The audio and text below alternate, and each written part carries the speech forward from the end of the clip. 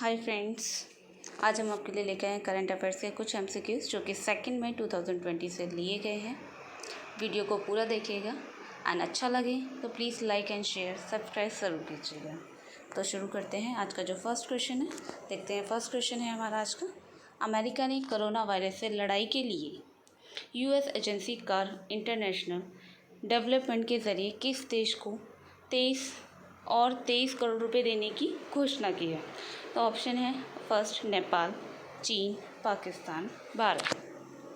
जो इसका correct option है, करेक्ट आंसर है इसका भारत। डिटेल्स देख लेते हैं। डिटेल्स हैं इसकी, अमेरिका ने कोरोना वायरस से लड़ाई के लिए US agency for international development के ज़रिए भारत को और 23 करोड़ रुपए देने की घोषणा की है। जो यूएस एजेंसी है हमारी फॉर इंटरनेशनल डेवलपमेंट के ज़रिए भारत को 23 करोड़ रुपए और देने की घोषणा की है। इससे पहले अमेरिका ने कोरोना वायरस से लड़ने के लिए 64 देशों को लगभग 1302 करोड़ रुपए देने की वित्तीय मदद देने की घोषणा की थी, जिसमें से भारत को देने थे 22 करोड़ रुपए। जो इसमें से कि भारत को मिलने थे वो 22 करोड़ रुपए मिलने थे। ओके, देखते हैं नेक्स्ट क्वेश्चन। नेक्स्ट क्वेश्चन है आज का, हाल ही में किस देश ने लेबनानी समूह हिजबुल्लाह की सभी गतिविधियों पर प्रतिबंध लगाकर इसे आतंकवादी संगठन घोषित कर दिया है। ऑप्शन है जर्मनी, रूस, जापान, चीन। जो इसका करेक्ट आंसर है जर्मनी। डिटेल देख लेते हैं। डिटेल्स हैं, जर्मनी ने लेबनानी समूह हिजबुल्लाह की सभी गतिविधियों पर प्रतिबंध लगा दिया और इसे आतंकवादी संगठन घोषित कर दिया है। और पुलिस ने कई शहरों में मस्जिदों की संस्थाओं पर रेड की। बकौल जर्मन सरकार हिजबुल्लाह की गतिविधियां अपराधी कानून का उल्लंघन करती हैं। रिपोर्टर्स के मुताबिक अमेरिका व इजराइल ने ईरान समर्थित इस समूह पर प्रतिबंध लगाने की मांग भी की थी। ओके, नेक्स्ट क्वेश्चन देखते हैं। नेक्स्ट क्वेश्चन है आज का, किस राज्य सरकार ने कार और जीप जैसे सरकारी वाहनों की खरीद पर साल भर के लिए बैन लगा दिया गया है। ऑप्शन है बिहार, पंजाब, हरियाणा, केरल। करेक्ट आंसर है इसका हरियाणा। हरियाणा ने जो सरकारी कार और जीप हैं उन वाहनों को खरीद पर साल भर के लिए बैन लगा दिया है। डिटेल देख लेते हैं एक बार।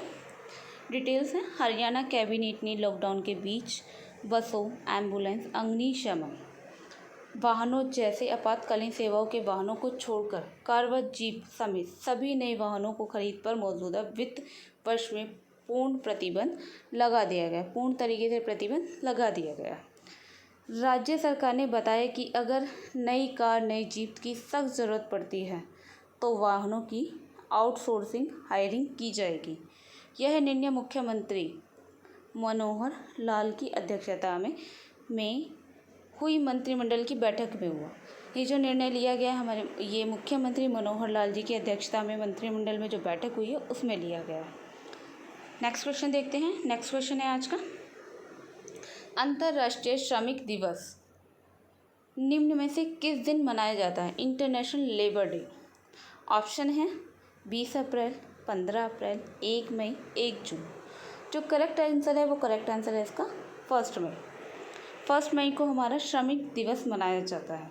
डिटेल्स देख लेते हैं। डिटेल्स हैं, भारत ही नहीं विश्व के लगभग 80 देशों में इस दिन राष्ट्रीय छुट्टी रहती है। जो राष्ट्रीय छुट्टी रहती है वो 80 देशों में रहती है विश्व के। इसे मई दिवस के नाम से भी जाना जाता है। इसे जो जाना जाता है वो मई दिवस के नाम से भी जाना जाता है। यह अंतर्राष्ट्रीय श्रम संघों को बढ़ावा देने तथा प्रोत्साहित करने के लिए मनाया जाता है। अंतर्राष्ट्रीय मजदूर दिवस मनाने की शुरुआत जो हुई थी वो हुई थी 1 मई 1886 से मानी जाती है, जब अमेरिका के जो मजदूर थे यूनियनों के काम का समय 8 घंटे से ज़्यादा ना रखने जाने की हड़ताल की थी। उन्होंने 8 घंटे से ना ज़्यादा रखा जाए समय, उसके लिए हड़ताल की थी अमेरिका के मजदूर यूनियनों ने। और ये भारत में जो आया था वो भारत में आया था चेन्नई 1 मई 1923 में हुई थी। इसकी जो शुरुआत हुई थी वो चेन्नई से हुई थी और डेट जो थी वो 1 मई 1923 में की गई थी। नेक्स्ट क्वेश्चन देखते हैं। नेक्स्ट क्वेश्चन है, हाल ही में किए गए अध्ययन के अनुसार निम्न में से किस नदी पर चीन द्वारा बनाए गए बांधों के कारण अनुप्रवाह देशों में सूखे की स्थिति देखी गई है? ऑप्शन है मेकांग नदी, अमूर नदी, लियाओ नदी, सियांग नदी। आंसर है इसका मेकांग नदी। डिटेल्स देख लेते हैं एक बार। यह अध्ययन बैंकॉक में सस्टेनेबल इंफ्रास्ट्रक्चर पार्टनरशिप और लोअर मेकांग इनिशिएटिव द्वारा प्रकाशित किया गया था। इस अध्ययन को अमेरिकी सरकार द्वारा वित्त पोषित किया गया। अध्ययन में कहा गया कि साल 2012 में मेकांग नदी पर बनाए गए 6 बांधों के कारण, जो 2012 में मेकांग नदी पर 6 बांध बनाने के कारण प्राकृतिक प्रभाव प्रभावित हुआ है। इट मीन्स जो प्राकृतिक उसका बहाव है उस पर बहुत प्रभाव पड़ा। इसे अनुप्रवाह क्षेत्रों में सूखे की स्थिति उत्पन्न हुई है। जो सूखे की स्थिति उत्पन्न हुई है वो किस वजह से? उसके जो प्राकृतिक प्रभाव है उस पर जो इफ़ेक्ट पड़ा उसकी वजह से इस पर सूखे की स्थिति उत्पन्न हुई है। मेकांग जो नदी है वो चीन से निकलकर जो बहती है वो म्यांमार, लाओस, थाईलैंड, कंबोडिया और वियतनाम तक बहती है। ये नदी जो निकलती है वो चीन से निकलती है और म्यांमार, लाओस, थाईलैंड, कंबोडिया और वियतनाम तक बहती है। आज का नेक्स्ट क्वेश्चन देखते हैं। नेक्स्ट क्वेश्चन है, हाल ही में किस संस्था द्वारा जारी की गई एक रिपोर्ट के अनुसार कोविड-19 के कारण वर्तमान में विश्व की आधी श्रमिक आबादी के लिए अपनी आजीविका खोने का खतरा बन गया है? ऑप्शन है अंतर्राष्ट्रीय श्रमिक संगठन, विश्व व्यापार संगठन, विश्व स्वास्थ्य संगठन, कर्मचारी भविष्य निधि संगठन। जो इसका करेक्ट आंसर है ए, अंतर्राष्ट्रीय श्रमिक संगठन। डिटेल देख लेते हैं। वर्तमान में विश्व की कुल श्रमिक आबादी लगभग जो है वो 3.3 बिलियन। जो विश्व की कुल श्रमिक आबादी है वो कितनी है? 3.3 बिलियन में से लगभग 2 बिलियन श्रमिक असंगठित क्षेत्र में कार्य करते हैं। कोविड-19 की जो शुरुआत के पहले महीने में ही श्रमिकों की मजदूरी 60% की गिरावट हुई। 60% की गिरावट हुई और वर्ष 2020 की दूसरी तिमाही में लगभग 1.6 बिलियन श्रमिकों के लिए अपनी आजीविका खोने की स्थिति बन गई। अंतर्राष्ट्रीय श्रमिक संगठन ILO प्रमुख के अनुसार यह आंकड़े दर्शाते हैं कि वर्तमान में वैश्विक बेरोजगारी संगठन और इसके दुष्परिणाम ILO द्वारा 3 सप्ताह पहले जारी किए गए अनुमान से भी अधिक गहराते हैं। नेक्स्ट क्वेश्चन देखते हैं। आज का नेक्स्ट क्वेश्चन है हमारा, बजट प्रदर्शित और जवाबदेही में भारत को कितने स्थान पर रखा गया है? बजट ट्रांसपेरेंसी एंड अकाउंटेबिलिटी इसमें जो स्थान मिला है वो भारत को, ऑप्शन देख लेते हैं। ऑप्शन है 25, 50, 43, 53। जो हमारे भारत को स्थान मिला उसका करेक्ट आंसर है 53। डिटेल देख लेते हैं एक बार। डिटेल से यह बजट पारदर्शिता के स्तर पर 100 से 100 के पैमाने पर मापा जाता है। ये पारदर्शिता जो बजट होता है वो 100 से 100 के पैमाने पर मापा जाता है। इस सूची में न्यूजीलैंड को जो स्कोर मिला है वो प्रथम स्थान पर मिला है। 87 के स्कोर पर प्रथम स्थान मिला है न्यूजीलैंड को। यह सर्वे अंतर्राष्ट्रीय बजट पार्टनरशिप IBP द्वारा संचालित किया गया है। ये जो सर्वे किया जाता है वो अंतर्राष्ट्रीय बजट पार्टनरशिप द्वारा संचालित किया जाता है। इस सूची में भारत के जो बजट पारदर्शिता और जवाबदेही के मामले में 117 देशों में कितने देशों में इसे 53वां स्थान मिला है? 117 देशों में से इसको मिला है 53वें स्थान पर भी रखा गया है। इस सर्वेक्षण में भारत की केंद्रीय बजट प्रक्रिया के लिए 100 में से 49 का 100 में से जो स्कोर दिया गया वो 49 का स्कोर प्रदान किया गया भारत को, जबकि वैश्विक औसत जो है वो 45 है। जो वैश्विक औसत है हमारा वो 45। इस सर्वेक्षण में सार्वजनिक संसाधनों का विवेकपूर्ण उपयोग करने के लिए सरकारी वित्त में उच्च स्तर की पारदर्शिता बनाए रखने का सुझाव दिया गया है। नेक्स्ट क्वेश्चन देखते हैं। नेक्स्ट क्वेश्चन है आज का, हाल ही में किस राज्य ने डीजल, पेट्रोल और मोटर स्पिरिट के लिए कोविड-19 उपकर लगाने की योजना शुरू की है? ऑप्शन है नागालैंड, मणिपुर, केरल, त्रिपुरा। जो इसका करेक्ट आंसर है नागालैंड। डिटेल देख लेते हैं। डिटेल्स हैं इसकी, कोरोना से लड़ाई के खिलाफ जारी जंग में देशव्यापी लॉकडाउन के कारण नुकसान की भरपाई के लिए ये जो किया जा रहा है वो नुकसान की भरपाई के लिए कोविड-19 सेस जो लगाया गया वो लगाया गया नुकसान की भरपाई के लिए जो कि लॉकडाउन की वजह से हुई है।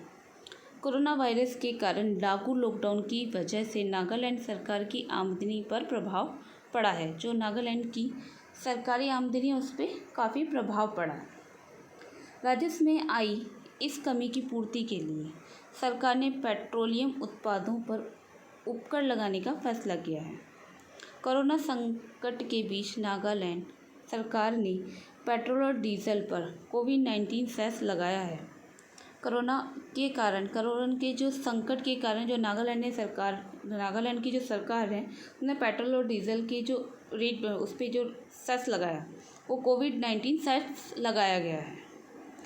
प्रदेश सरकार की ओर से जारी अधिसूचना के मुताबिक राज्य में पेट्रोल जो 6 रुपये प्रति लीटर और डीजल 5 रुपये प्रति लीटर महंगा हो गया है। जो महंगाई हुई है वो पेट्रोल पे है 6 रुपये प्रति लीटर और डीजल पे हुई है 5 रुपये प्रति लीटर। इसी के साथ नेक्स्ट क्वेश्चन देखते हैं। नेक्स्ट क्वेश्चन है आज का, एशियाई खेल 1962 के स्वर्ण पदक विजेता टीम के कप्तान रहे भारत के किस महान पूर्व फुटबॉलर को हाल ही में दिल का दौरा पड़ने से निधन हो गया है? इसका करेक्ट आंसर है, ऑप्शन देख लेते हैं पहले। ऑप्शन है इसका नरेंद्र गहलोत, सेकंड है चुन्नी गोस्वामी, थर्ड है अनिरुद्ध थापा, फोर्थ है इसका पीटर थंगराज। जो इसका करेक्ट आंसर है चुन्नी गोस्वामी। चुन्नी गोस्वामी जी का दिल का दौरा पड़ने की वजह से निधन हो गया है। इसकी डिटेल देख लेते हैं एक बार। डिटेल्स हैं इसकी, क्रिकेट के माहिर और महान फुटबॉलर जो चुन्नी गोस्वामी जी थे वो 2 स्पोर्ट्स में थे, एक क्रिकेट और एक फुटबॉल के दिल का दौरा पड़ने की वजह से कोलकाता में निधन हो गया। उनका जो निधन हुआ है वो कोलकाता में निधन हो चुका है जिनकी एज थी 82 ईयर्स। ओके, गोस्वामी उन चुनिंदा खिलाड़ियों में शामिल थे जिन्होंने अपने राज्य के लिए फुटबॉल और क्रिकेट दोनों ही में नुमाइंदगी की थी। गोस्वामी 1962 में जो एशियाई खेल हुए थे उनमें जो स्वर्ण पदक जीतने वाली जो टीम थी उसके वो कप्तान थे। बंगाल के लिए प्रथम श्रेणी क्रिकेट भी खेले थे। उन्होंने जो प्रथम श्रेणी क्रिकेट खेल खेला गया था वो बंगाल के प्रथम श्रेणी गेम भी खेला गया था। उनकी दोनों खेलों पर ज़बरदस्त पकड़ थी। वो दोनों ही खेलों में जो थे वो अच्छी खासी उनकी पकड़ थी दोनों ही गेम्स में। इसी के साथ नेक्स्ट क्वेश्चन देखते हैं। हमारा आज का लास्ट क्वेश्चन है, हाल ही में किस देश को 2021 विश्व मुक्केबाजी चैंपियनशिप की मेज़बानी दी गई है? ऑप्शन है नेपाल, चीन, रूस, सर्बिया। इसका जो करेक्ट आंसर है वो है सर्बिया। डिटेल देख लेते हैं एक बार। डिटेल्स हैं इसकी, साल 2021 प्रस्तावित विश्व बॉक्सिंग चैंपियनशिप अब हिंदुस्तान की जगह सर्बिया में होगा। अब ये हिंदुस्तान की जगह कहाँ पर होगा? सर्बिया में, क्योंकि भारतीय फेडरेशन मेज़बानी राशि अदा करने में असफल रहा, जिसके बाद अंतर्राष्ट्रीय मुक्केबाजी जो महासंघ को 2017 में करार तोड़ना पड़ा। ओके, ये इसी के साथ हमारे आज के MCQs ख़त्म होते हैं। नेक्स्ट वीडियो में फिर मिलते हैं नए MCQs के साथ में। एंड वीडियो अच्छा लगे तो प्लीज़ लाइक एंड सब्सक्राइब ज़रूर कीजिएगा एंड शेयर ज़रूर कीजिएगा। तब तक के लिए बाय एंड थैंक यू।